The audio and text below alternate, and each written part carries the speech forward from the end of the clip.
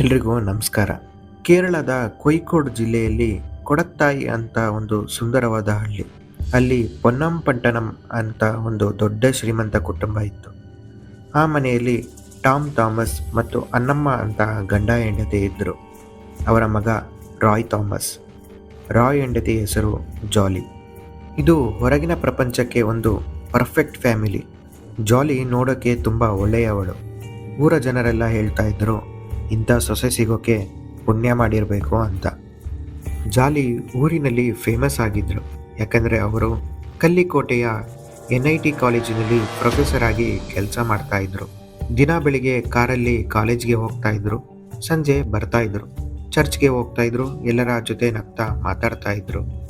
ಆದರೆ ಈ ನಗುವಿನ ಹಿಂದೆ ಒಂದು ಕ್ರೂರವಾದ ಮುಖ ಇತ್ತು ಅಂತ ಯಾರಿಗೂ ಗೊತ್ತಿರಲಿಲ್ಲ. ಈ ಮನೆಯಲ್ಲಿ ಸಾವು ಬರೋಕೆ ಶುರುವಾಗಿದ್ದು 2002ರಲ್ಲಿ. ಮೊದಲ ಸಾವು. ಮನೆಯ ಯಜಮಾನಿ ಅನ್ನಮ್ಮ ಒಂದು ದಿನ ಮಟನ್ ಸೂಪ್ ಕುಡಿದ್ರು. ತಕ್ಷಣ ಬಾಯಲ್ಲಿ ನೊರೆ ಬಂತು.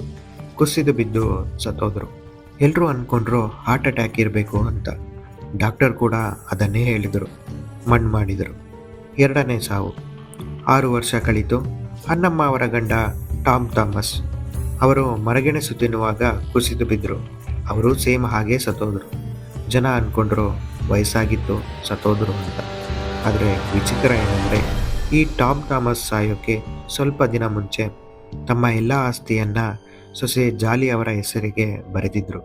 ಮೂರನೇ ಸಾವು. ಇದು ರಿಯಲ್ ಶಾಕ್. ಜಾಲಿ ಗಂಡ ರಾಯ್ ಥಾಮಸ್ ಒಂದು ದಿನ ಬಾತ್ರೂಮ್ಗೆ ಹೋದರು. ಒಳಗಿಂದ ಬಾಗಿಲು ತೆಗಿಲೇ ಇಲ್ಲ. ಒಡೆದು ನೋಡಿದರೆ ರಾಯ್ ಸತ್ತೋಗಿದ್ರು. ಪೋಸ್ಟ್ ಮಾರ್ಟಮ್ ಆಯಿತು. ರಿಪೋರ್ಟ್ನಲ್ಲಿ ಸೈನೈಡ್ ಅಂತ ಅಂಶ ಸಿಕ್ತು. ಆದರೆ ಜಾಲಿ ಏನು ಮಾಡಿದರು ಗೊತ್ತಾ? ಊರ ಜನಕ್ಕೆಲ್ಲ ನನ್ನ ಗಂಡನಿಗೆ ಸಾಲ ಇತ್ತು, ಡಿಪ್ರೆಷನ್ ಇತ್ತು, ಅದಕ್ಕೆ ಸೂಸೈಡ್ ಮಾಡಿಕೊಂಡ್ರು ಅಂತ ಕತೆ ಕಟ್ಟಿ ನಂಬಿಸಿದರು. ಪೊಲೀಸರು ಕೂಡ ಕೇಸ್ ಕ್ಲೋಸ್ ಮಾಡಿದರು. 3 ಸಾವಾಯಿತು, ಆದರೆ ಅಲ್ಲಿಗೆ ನಿಲ್ಲಲಿಲ್ಲ. 4ನೇ ಸಾವು. ಅನ್ನಮ್ಮ ಅವರ ತಮ್ಮ ಮ್ಯಾಥ್ಯೂ. ಇವರು ರಾಯ್ ಸಾವಿನ ಬಗ್ಗೆ ಡೌಟ್ ಪಟ್ಟಿದ್ರು. ಪೋಸ್ಟ್ ಮಾರ್ಟಮ್ ರಿಪೋರ್ಟ್ ಬೇಕು ಅಂತ ಹಠ ಹಿಡಿದಿದ್ರು. ಸಡನ್ ಆಗಿ ಒಂದು ದಿನ ಕಾಫಿ ಕುಡಿದ ತಕ್ಷಣ ಇವರೂ ಕೂಡ ಸತ್ತೋದ್ರು. ಸಾವಿನ ನಂಬರ್ 5 ಮತ್ತು 6. ಇದು ತುಂಬ ಕ್ರೂರ. ಜಾಲಿಗೆ ಶಾಜು ಅನ್ನೋ ಇನ್ನೊಬ್ಬ ವ್ಯಕ್ತಿ ಮೇಲೆ ಕಣ್ಣಿತ್ತು. ಆದರೆ ಶಾಜುಗೆ ಆಗಲೇ ಮದುವೆ ಆಗಿತ್ತು, ಒಂದು ಮಗು ಕೂಡ ಇತ್ತು. ಜಾಲಿ ಏನು ಮಾಡಿದ್ಲು? ಮೊದಲು ಶಾಜು ಮಗು ಆಲ್ಫೈನ್ಗೆ ಊಟದಲ್ಲಿ ವಿಷ ಕೊಟ್ಟು ಕೊಂದ್ಲು. ಅದಾದ ಮೇಲೆ ಶಾಜು ಹೆಂಡತಿ ಸಿಲಿಗೆ ಮಾತ್ರೆಯ ನೆಪದಲ್ಲಿ ವಿಷ ಕೊಟ್ಟು ಕೊಂದಳು. ನೋಡ್ತಾ ನೋಡ್ತಾ 14 ವರ್ಷದಲ್ಲಿ ಒಂದೇ ಫ್ಯಾಮಿಲಿಯ 6 ಜನ ಸತ್ತೋದ್ರು. ಎಲ್ಲರೂ ಅಂದ್ಕೊಂಡ್ರು ಈ ಮನೆಗೆ ದೆವ್ವ ಹಿಡಿದಿದೆ, ಇದು ಶಾಪ ಅಂತ. ಜಾಲಿ ಆರಾಮಾಗಿ ಶಾಜು ಅವರನ್ನು 2ನೇ ಮದುವೆ ಆದಳು. ಆಸ್ತಿ ಎಲ್ಲ ಕೈಗೆ ಬಂತು, ಲೈಫ್ ಸೆಟಲ್ ಆಯಿತು ಅಂತ ಅಂದ್ಕೊಂಡ್ಳು. ಆದರೆ ಪಾಪದ ಕೂಡ ತುಂಬಲೇಬೇಕಲ್ವಾ? ಅಮೇರಿಕಾದಲ್ಲಿ ರಾಯ್ ತಮ್ಮ ರೋಜೋ ಥಾಮಸ್ ಇದ್ದರು. ಅವರಿಗೆ ಡೌಟ್ ಬಂತು, ನಮ್ಮಪ್ಪ, ಅಮ್ಮ, ಅಣ್ಣ, ಮಾವ ಎಲ್ಲರೂ ಊಟ ಆದಮೇಲೆ ವಾಂತಿ ಮಾಡ್ಕೊಂಡು ಸತ್ತಿದ್ದಾರೆ, ಇದು ಹೇಗಾಗುತ್ತೆ ಅಂತ ಅವರು ಕೇರಳ ಪೊಲೀಸರಿಗೆ ಕಂಪ್ಲೇಂಟ್ ಕೊಟ್ಟರು. 2019ರಲ್ಲಿ ಪೊಲೀಸರು ತನಿಖೆ ಶುರು ಮಾಡಿದರು. ಅವರು ಕಂಡುಹಿಡಿದ ಮೊದಲ ವಿಷಯವೇ ಶಾಕಿಂಗ್ ಆಗಿತ್ತು. ಜಾಲಿ 14 ವರ್ಷಗಳ ಕಾಲ NIT ಪ್ರೊಫೆಸರ್ ಅಂತ ಸುಳ್ಳು ಹೇಳಿದ್ಲು.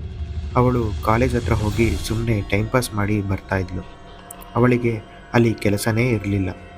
ಪೊಲೀಸರಿಗೆ ಡೌಟ್ ಕನ್ಫರ್ಮ್ ಆಯಿತು. ಅವರು ಕೋರ್ಟ್ ಆರ್ಡರ್ ತಗೊಂಡು ಸ್ಮಶಾನಕ್ಕೆ ಹೋದರು. 6 ಗೋರಿಗಳನ್ನು ಮತ್ತೆ ಹಾಗೆದರು.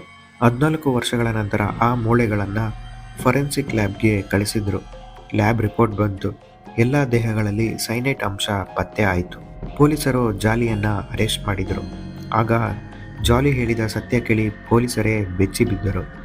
ನನಗೆ ಆಸ್ತಿ ಬೇಕಿತ್ತು, ಮತ್ತು ನಾನು ಶಾಜುನ ಮದುವೆ ಆಗಬೇಕಿತ್ತು. ಅದಕ್ಕೆ ಅಡ್ಡ ಬಂದವರನ್ನೆಲ್ಲ ಕೊಂದೆ. ಅವಳು ವಿಷ ತರ್ತಿದ್ದಿದ್ದು ಎಲ್ಲಿಂದ ಗೊತ್ತಾ? ಒಬ್ಬ ಚಿನ್ನದ ಕೆಲಸಗಾರನ ಹತ್ರ. ನಾಯಿ ಕೊಲ್ಲೋಕೆ ಬೇಕು ಅಂತ ಸೈನೈಡ್ ತರ್ತಿದ್ಲು. ಅದನ್ನು ಮಟನ್ ಸೂಪ್ನಲ್ಲಿ, ಕಾಫಿಯಲ್ಲಿ, ನೀರಿನಲ್ಲಿ ಬೆರೆಸಿ ಕೊಡ್ತಿದ್ಲು. ಅವರು ಸಾಯುವಾಗ ಪಕ್ಕದಲ್ಲೇ ನಿಂತು ನೋಡ್ತಿದ್ಲು. ಸತ್ತ ಮೇಲೆ ಜೋರಾಗಿ ಹತ್ತು ನಾಟಕ ಮಾಡ್ತಿದ್ಲು. ಯೋಚನೆ ಮಾಡಿ, 14 ವರ್ಷಗಳ ಕಾಲ ಒಂದೇ ಮನೆಯಲ್ಲಿ ಗಂಡನ ಪಕ್ಕ ಮಲಗುತ್ತಿದ್ದ ಹೆಂಡತಿಗೆ ಯಮ ಆಗಿದ್ಲು. ಇವತ್ತು ಜಾಲಿ ಜೈಲಿನಲ್ಲಿದ್ದಾಳೆ. ಈ ಕೇಸ್ ಇಡೀ ಇಂಡಿಯಾದಲ್ಲೇ ಫೇಮಸ್ ಆಯಿತು. ಸ್ನೇಹಿತರೆ, ನಗುವ ಮುಖದ ಹಿಂದೆ ಎಂಥ ರಾಕ್ಷಸ ಬುದ್ಧಿ ಇರುತ್ತೆ ಅನ್ನೋದಕ್ಕೆ ಇದೇ ಸಾಕ್ಷಿ. ಹಣದ ಆಸೆ ಮನುಷ್ಯನನ್ನ ಎಲ್ಲಿಗೆ ತಲುಪಿಸುತ್ತೆ ನೋಡಿ. ಈ ರಿಯಲ್ ಕ್ರೈಮ್ ಸ್ಟೋರಿ ನಿಮಗೆ ಇಷ್ಟ ಆಗಿದ್ರೆ ಲೈಕ್ ಮಾಡಿ. ಮುಂದಿನ ವಿಡಿಯೋದಲ್ಲಿ ಸಿಗೋಣ.